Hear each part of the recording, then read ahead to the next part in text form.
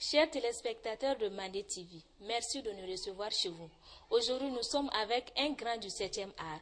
Nous allons lui laisser la parole pour se présenter. Comment êtes-vous venu à la réalisation?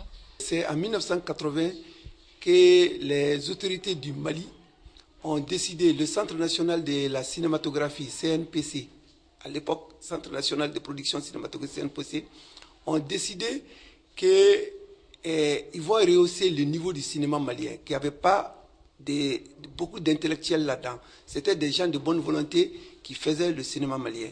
Donc, ils ont fait un concours organisé par le ministère de l'Information de l'époque. Nous étions des bacheliers et des licenciés, 119 à faire le concours. Et ils ont pris 8 personnes.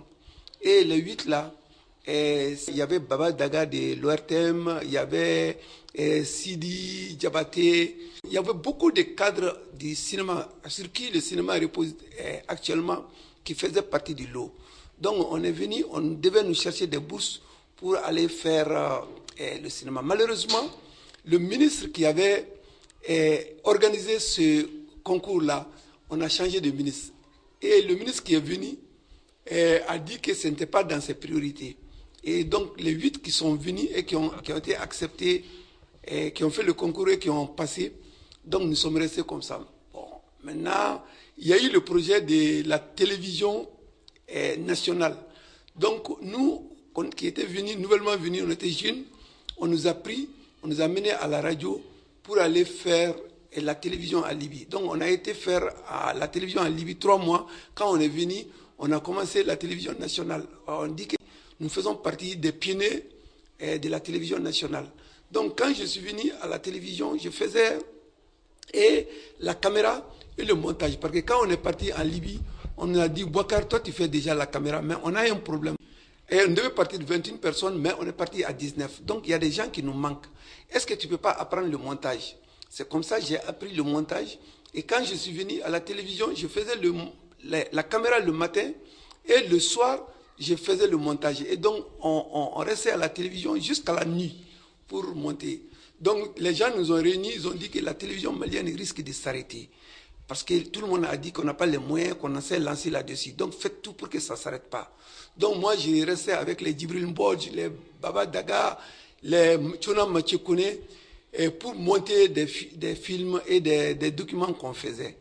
Donc, j'accompagnais les présidents de la République, les différents Moussa Traoré, ainsi de suite, et je faisais l'actualité. Il n'y a pas un seul cercle au Mali où je ne suis pas parti avec la caméra pour réaliser des documents, des films. Mais maintenant, à un certain moment, je me suis dit, est-ce que la télévision, entre-temps, la télévision m'a envoyé en Angleterre. J'ai été faire 2 ans en Angleterre. Et quand je suis venu, on m'a donné des bourses pour aller à l'INA, où on forme les gens dans l'audiovisuel.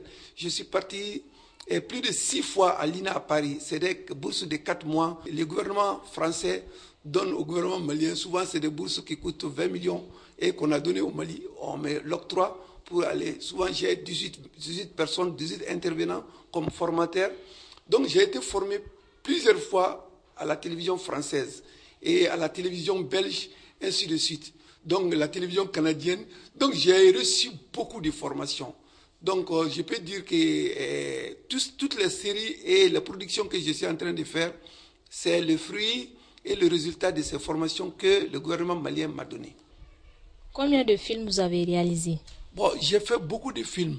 Combien de films vous avez à réaliser? Cela suppose que tu veux faire un bilan. Moi, je n'ai pas cessé de faire mes films d'abord. Donc, je n'ai pas compté. Je n'ai pas commencé à compter. Mais le peu que j'ai fait, mon premier film, ça s'appelle Le Pacte Social. Le Pacte Social, c'est mon premier film. C'est un film fait avec beaucoup d'amour. Parce que c'est les techniciens et les comédiens qui m'ont dit que Bouakar Sidibé, ce film-là, ce n'est pas ton film, c'est notre film. Moi, j'avais décidé de faire le film en français. Les techniciens et les comédiens qui sont Falaba Issa, les Bomba, les grands artistes qui sont mes maîtres, qui sont presque tous décédés maintenant, qui ont décidé qu'on va le faire en français et en bambara. Parce que tu parles de notre culture et tu parles des bambara. Les bambara, l'éducation bambara, comment les bambara éduquent leurs enfants. Et vraiment, ça, ce n'est pas une petite chose. Il faut que tu le fasses en bambara. Donc, ils ont décidé que même si tu ne nous donnes pas 5 francs, nous allons faire ce film-là et ce serait fait en Bambara. En 1999, il écrit et réalisa son premier film, Le Pacte social. Le Pacte social est l'initiation d'un jeune Bambara dans le bois sacré. Durant toute ma vie, je vais défendre la dignité, la justice, l'entraide, la solidarité. Moi, Babou, je vais combattre le mensonge, la lâcheté, l'ingratitude, le vol. Si je ne respecte pas ce serment, que les mânes protecteurs de notre village m'abandonnent. Le film montre que devant les problèmes de la vie, tels que l'exode rural, le chômage, l'alcoolisme, le vol, l'insécurité, l'échec scolaire, l'initiation traditionnelle en milieu bamana protège et aide les jeunes à rester sur le droit chemin. Donc on a fait avec des artistes, ce premier film-là, il y a Bakary Sangaré, communément appelé Glace, qui me dit Boubacar, je dois aller avec des Français qui vont me payer 20 000 francs par jour pendant 20 jours. Je ne pars pas, je vais t'accompagner, tu vas faire ton film. Donc ces gens, c'est des gens comme ça qui sont engagés pour la culture malienne qui m'ont aidé à faire ce premier film. Après, j'ai eu un deuxième film qui s'appelle Sanoudjé. C'est un conte de Falaba Issa Traoré. En 2002, il est l'auteur et réalisateur de Sanoudjé, un court-métrage de fiction de 26 minutes. Yoya yoya yoe sanane sana yoya yo sanane yoya yoya yo sanane sana yoya yo sana. Nintu masake fly utumbe sahel kungo kono. La prolifération des postes téléviseurs et des nouvelles technologies dans nos foyers, les difficultés de la vie, la recherche de plus en plus difficile du pain quotidien font que les parents ne consacrent plus suffisamment de temps à l'éducation des enfants à travers les traditionnelles veillées de contes. Sanoudjé est l'histoire d'une princesse avec un destin exceptionnel à travers l'adaptation d'un conte de Falaba Issa Traoré, conteur, dramaturge et réalisateur. Nyinguya ani natabaya o de bɛ buna adama dusukun gɛlɛya o de b'a bila kojugu kɛ la jisira a ye Sanoudjé jɔyɔrɔ ta ka furu Bafala masakɛ ma ayiwa nka a ko ma ban dɛ barisa jisira lajɔlen don Bafala masakɛ filaw kɔrɔ Bafala dangele filaw kɔrɔ i bɔra masasiw ni faamasiw la. Falaba Issa a fait un conte, j'ai dit je vais le faire en Bambara. Donc on a monté, c'est la télévision belge qui a organisé un atelier à Ouagadougou d'1 mois. Donc je suis parti avec des Belges, on a monté ce scénario et le CIRTEF, le Comité international de radiodiffusion d'expression française, ils ont donné de l'argent. On est parti faire ce film-là. Ce film a été primé au FESPACO, meilleure fiction. Donc après, j'ai fait les aventures de Seko, comme on est maintenant appelé le film de Gimba, Seko Boiré. Dans la foulée, il réalisa en 2001 les 5 épisodes de la première série TV de l'ORTM, Les aventures de Seko.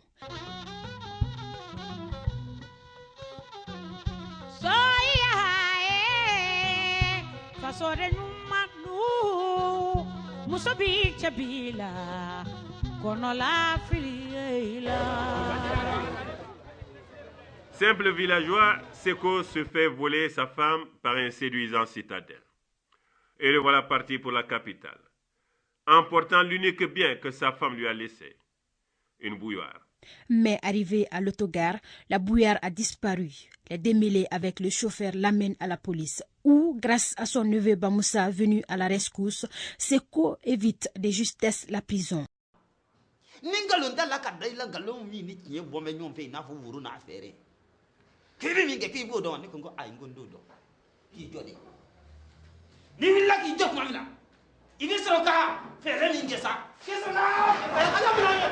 Donc il y a fait 5 épisodes de cette série-là. C'est la première série du Mali.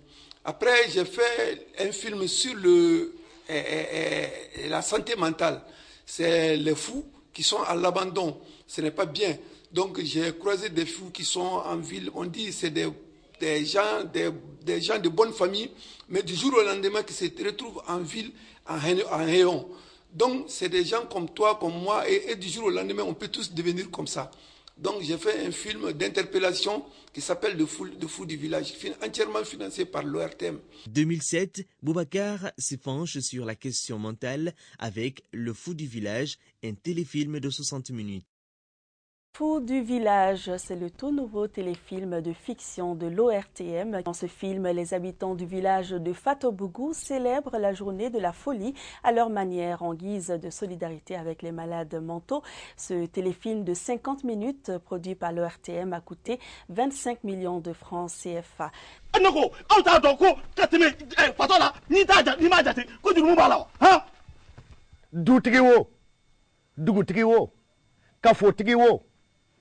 Ali ministre ni jamanatigi suko ne dugutaje che bana mi se ka bemene fabulila bedelawa ai ibasoro imbe kasiko de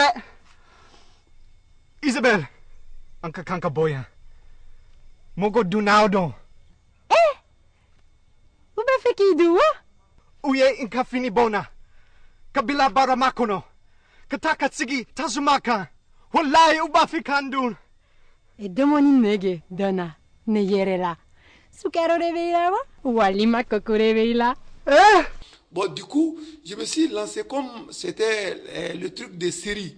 Je me suis lancé sur le truc de série. J'ai fait j'ai fait 16 épisodes en Dou, et la première saison en 2004. Entre 2004 et 2006, il écrit et réalisa 45 épisodes de 26 minutes de la série Dou en 2 saisons.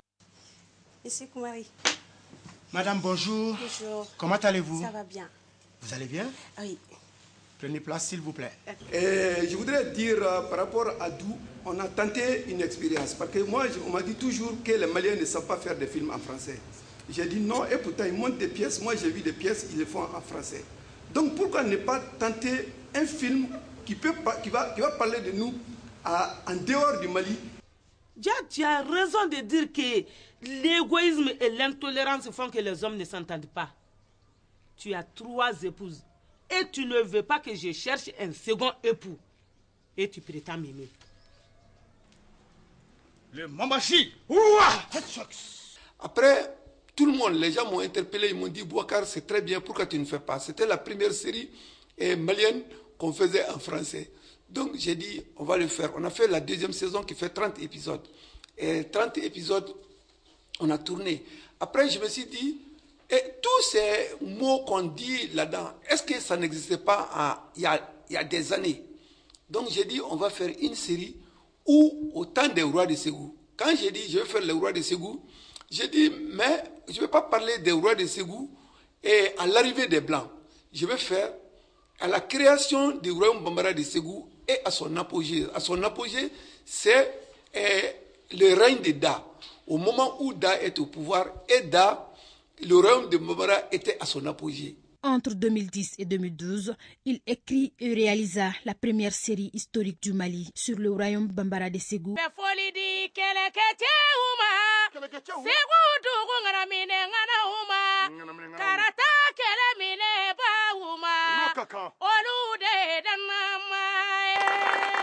Écoutez une partie de l'inépuisable histoire de Ségou. Namu.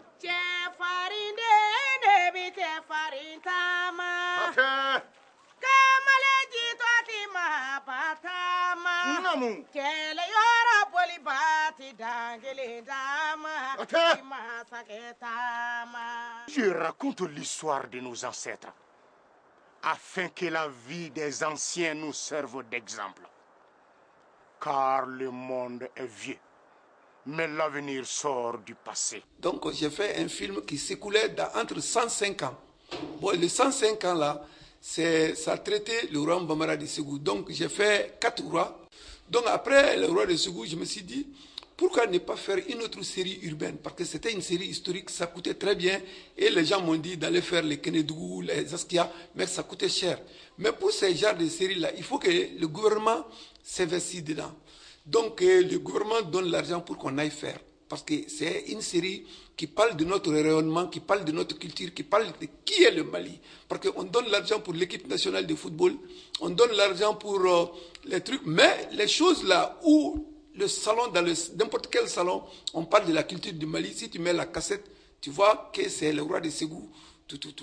Maintenant, j'ai dit, on va faire Dougouba Sigui. Bonjour, Asta. Dougouba Sigui, ou la vie en ville. Dougouba Sigui, ce sont plus de 200 comédiens de talent dans une série qui donne à réfléchir sur les enjeux de la vie sociale. Ma mère ne connaît pas ces vieux. Ce n'est pas de ta faute. Avec l'Internet et la télévision qui apportent d'autres cultures chez nous, nos enfants échappent complètement à notre contrôle.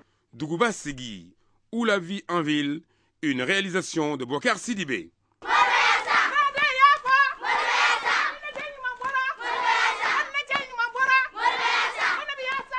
Les militaires, bérets rouges et bérets verts, se sont affrontés dans la ville de Bamako. Son unique fils était dans un camp, tandis que son mari était dans l'autre. Je sais, elle a juré de danser le Mourbayassa. Si ses deux proches sortaient sains et saufs de cet affrontement entre frères d'âmes. Ils ont fait la paix. Prions pour que plus jamais un tel drame n'arrive dans notre pays. Amen.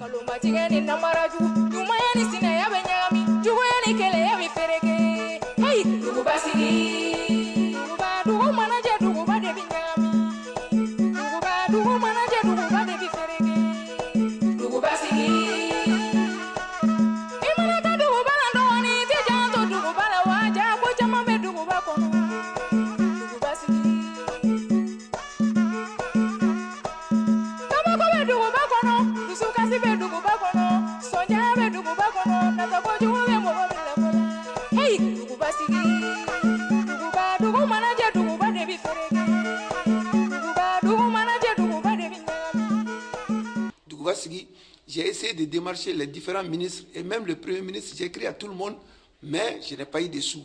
Mais ça fait 4 années successivement, 4 sessions du FESPACO. Le FESPACO, c'est le Festival panafricain du cinéma, où tous les cinéastes africains se retrouvent pour mesurer le travail fait.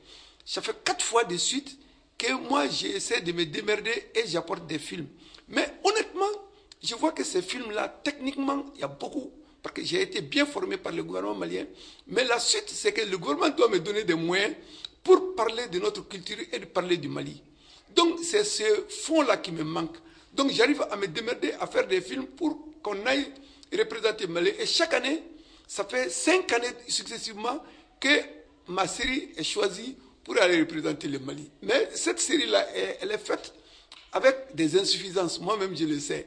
Donc, par manque de moyens. Donc, c'est cette faiblesse-là que j'ai et que je sais où se trouve le hic, mais que je n'arrive pas à corriger. Donc, on a fait Dougouba Sigui. Après, l'ORTM a financé entièrement Yeradombou. En 2014, il écrit et réalise 64 épisodes de Yeradombou, une série qui décrit de manière caricaturale l'univers et la vie d'un groupe de femmes et d'hommes installés dans le village de Yeradombou. Ainsi, la difficulté de la vie, la recherche du bonheur et du bien-être matériel poussent certains personnages à occuper des situations critiques ou comiques dans un village où la tradition, l'islam et les acteurs de l'administration entraînent des situations de conflit qui seront judicieusement exploitées. Yeradombou, on a fait une première saison de 64 épisodes. Après, on a fait une deuxième saison de 20 épisodes. Donc, en tout, ça fait 84 épisodes qu'on a fait. Après, on a fait L'Enfant béni. Donc, il y a toute la production. Quel est votre dernier message à l'endroit des jeunes réalisateurs? Bon, nous n'arrivons pas, parce que peut-être on n'est pas nombreux. Bon, c'est pour cela que je me base beaucoup sur la formation pour former beaucoup de jeunes. Quand les jeunes sont nombreux, et nous sommes nombreux à crier ensemble, peut-être on va nous entendre. Sinon, pour le moment, moi j'écris à mon côté, Solomon Sissé crie à son côté, Cheikh Oumar crie de son côté. Bon, donc, on ne nous entend pas.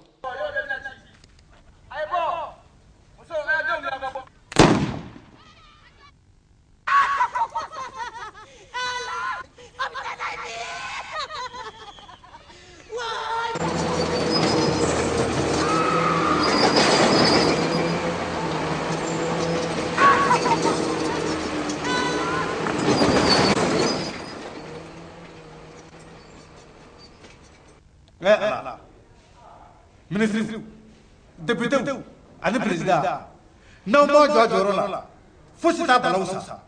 Mais si nous sommes nombreux, comme les élèves, les trucs, machin, qui crient, donc on les entend, on pourra faire dire aux gens, venez, que vous le vouliez ou non, venez, on va vous aider. Parce que c'est ça, il s'agit de ça. Il faut dire aux dirigeants, venez, la culture, les réalisateurs, les créateurs sont là pour vous aider. Venez. Donc nous, on n'arrive pas à les convaincre. Bon, notre problème réside dans ça.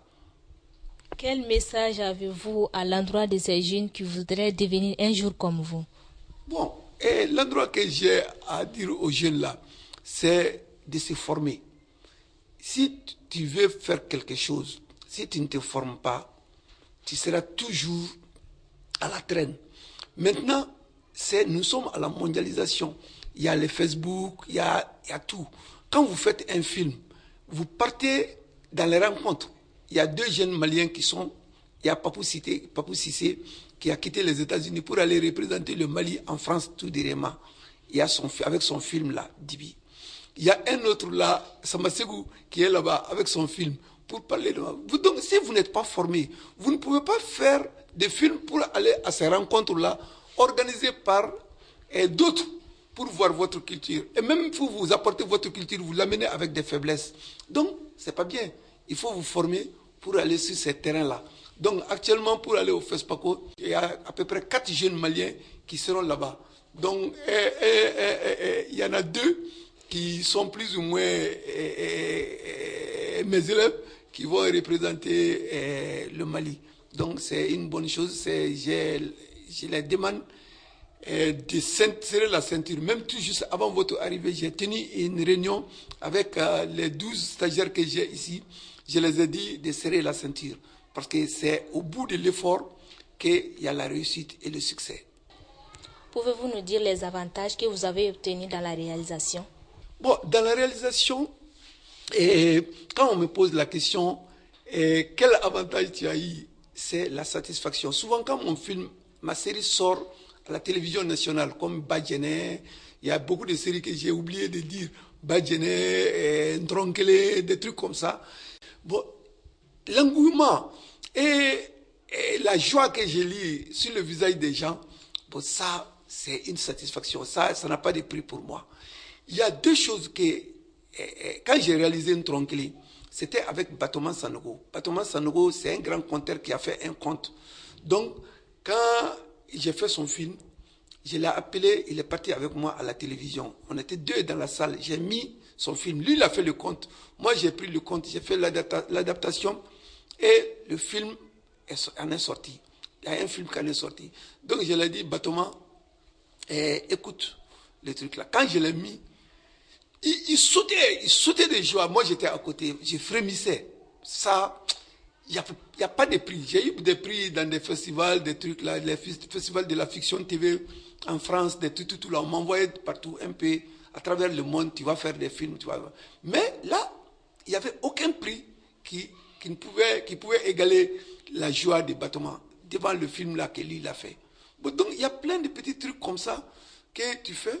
Il y a le premier film que j'ai fait, le pacte social. Ça parle de la solidarité malienne. Et le gouvernement malien, c'était au mois de la solidarité au CICB. Le gouvernement malien, à l'époque, le président actuel, Ibeka, était Premier ministre. Il y a le directeur de la télévision à l'époque a dit, venez voir le film là. Ils sont partis, c'est un film de 13 minutes. J'ai projeté pour tout le gouvernement. Ils ont regardé le film, mais on a dit, est-ce que la version française existe et la version Bambara existe? Ils ont dit qu'il faut voir la version Bambara. J'ai projeté la version Bambara, mais tout le gouvernement de Ibeka d'alors s'est mis debout pour me féliciter. Ils m'ont tous serré la main, c'était mon premier film.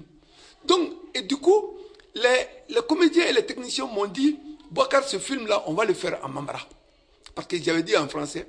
Et tout le gouvernement s'est mis debout pour me serrer la main pour un premier film. J'ai dit que bon, ce travail-là, il va falloir que moi, parce que les autres là le prennent au sérieux, c'est à moi aussi de prendre ça au sérieux. Depuis ce jour-là, je n'ai pas cessé de faire des films. Bon, donc c'est le résultat, c'est les rois de Ségou, tout, les aventures de Ségou, c'est comme ça. Monsieur Sujibé, nous voyons sur votre bureau des trophées. Pouvez-vous nous dire la signification de ces trophées? Bon, il y a des trophées ici, mais les trophées qui sont ici là ne comptent pas pour moi.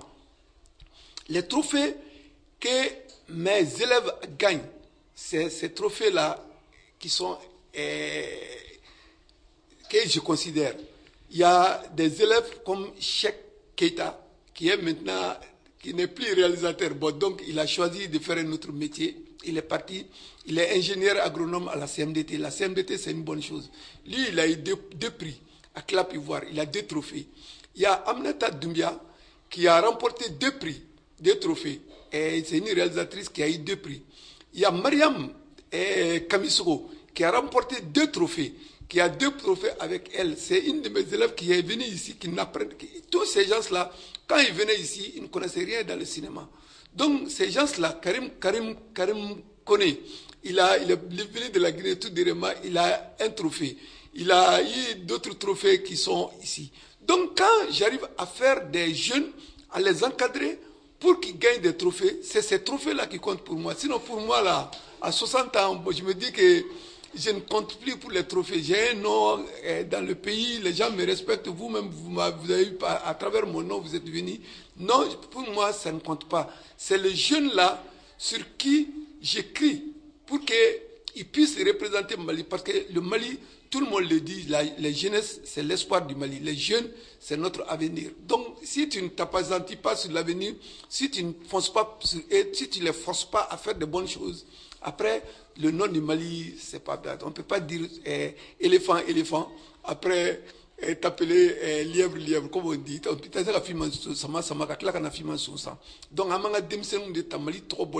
le Mali a eu un grand nom dans le cinéma. Donc, nous allons nous battre pour que les enfants là perpétuent cette tendance-là. Pouvez-vous nous parler des difficultés que vous avez rencontrées dans ce métier? Bon, je n'aime pas parler beaucoup des difficultés.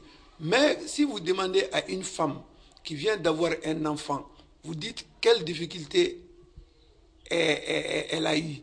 Donc elle va vous narrer les nausées, les trucs, l'accouchement, tout là. Mais elle oublie tout ça là quand elle a l'enfant. Et elle a le courage de faire un deuxième enfant. Celui qui fait le film, c'est exactement la même chose. Tu fais un film, depuis l'écriture du scénario, tu as des problèmes. Et après l'écriture du scénario, tu vas à la recherche de financement, tu as des problèmes. Souvent, moi j'ai participé à une séance du FESPACO où tous les réalisateurs qui étaient sur le podium pour présenter leur film avaient fait 10 ans pour faire un long métrage. Donc, du scénario, d'écriture du scénario à la réalisation du film, ils ont fait 10 ans. 10 ans de leur film pour faire un film. Donc, ce n'est pas facile pour faire un film. Moi, je remercie le bon Dieu parce que j'arrive à faire, chaque 2 ans, j'arrive à faire une série. Et la même année, je fais 2 séries. Donc, je remercie le bon Dieu parce que ce n'est pas facile. Je vois des collègues, pour moi, qui n'arrivent pas à faire, ils font 5 ans, 10 ans, ils n'arrivent pas à faire un film. Bon, j'ai dit, d'une part, c'est dû aux différentes formations que j'ai réussies. Parce que j'ai fait la caméra, j'ai fait le montage, j'ai fait des stages de réalisation. Donc, en une seule personne, tu peux retrouver plusieurs spécialités en une seule personne.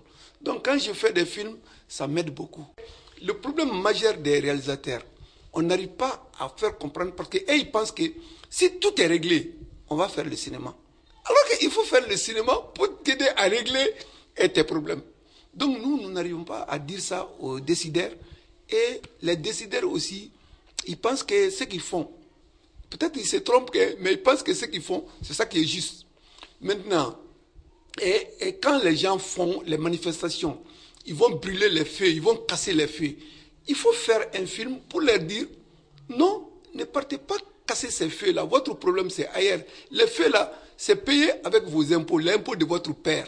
Donc, n'allez pas casser ça, c'est pas ça. Mais qu'est-ce qui se passe? Il pille la cité administrative de Bamako. Matériel informatique, fauteuil, téléviseur, même des coffres forts. Va vite prendre ta part. Vous êtes en train de vous voler vous-même. Hé, toi, tu parles trop. Qui tu es pour nous juger? C'est les biens du gouvernement, ce n'est pas pour quelqu'un. Le gouvernement paye ses biens avec les taxes et les impôts de nous tous. Si tu le voles, tu te voles toi-même et tu mets le pays en retard. Oui, mais la corruption et les mauvais agissements de certains responsables aussi mettent le pays en retard. C'est un autre débat. Va vite restituer ces équipements. Sinon, tu risques d'avoir des problèmes. Ah bon? Si vous avez des problèmes avec les autorités, allez-y régler d'une manière. Mais ne cassez pas les feux de signalisation, ne brûlez pas les édifices qui ont été construits. Pour les construire encore, on va pincer votre père encore, on va payer des taxes pour aller les reconstruire. Donc ce n'est pas ça. Donc il faut faire des films en amont pour éduquer les gens à comprendre que c'est ça le problème. Mais le vrai problème là, ce n'est pas aller casser les feux. Donc il ne faut pas attendre qu'ils cassent les feux pour aller dire, bon, c'est ça, c'est ça, c'est ça. Bon, nous n'arrivons pas, parce que peut-être on n'est pas nombreux. Bon, c'est pour cela que je me base beaucoup sur la formation pour former beaucoup de jeunes. Quand les jeunes sont nombreux, et nous sommes nombreux à crier ensemble, peut-être on va nous entendre. J'ai maintenant une série qui veut parler de l'entente, le problème du nord du Mali, la réconciliation nationale. La réconciliation nationale, on le dit dans la politique, on le dit, mais il faut le faire en série télévisée, que ça rentre dans chaque famille pour voir. Donc cette série-là est écrite, ça fait presque une année que j'ai le scénario, tout est prêt, et que je n'arrive pas à trouver l'argent. Donc c'est l'accompagnement là du gouvernement qui nous manque sur ce plan-là, parce qu'on n'arrive pas à avoir l'argumentation nécessaire pour convaincre les politiques, pour dire que vraiment donnez-nous l'argent pour faire des séries, pour vous aider dans votre travail. Donc chaque fois, ils trouvent qu'il faut que ça éclate quelque part pour jouer aux pompiers. Ce n'est pas bien. Il faut travailler en amont, c'est-à-dire essayer de travailler les hommes, essayer de travailler la conscience populaire pour que les gens sachent, bon, il y a ce problème-là, mais si on l'avait traité en amont, pour dire que toi et moi, nous sommes frères, il ne faut pas attendre qu'on se batte d'abord pour dire qu'on est frères, même si en temps de paix, si on arrive à montrer à tout le monde qu'on est frères, même nous allons nous convaincre que nous ne devons pas nous battre parce que nous sommes frères. Mais il ne faut pas attendre que nous soyons en querelle ou bien que nous nous battions pour nous dire que nous sommes frères. Bon, ça c'est, on va dire parce qu'on s'est battu que vous voulez nous montrer qu'on est frères. Tu as vu? Donc notre travail c'est comme ça. Ce fut un grand plaisir de connaître quelques secrets de la réalisation et de l'avoir partagé avec vous. Merci de l'avoir suivi et à très bientôt.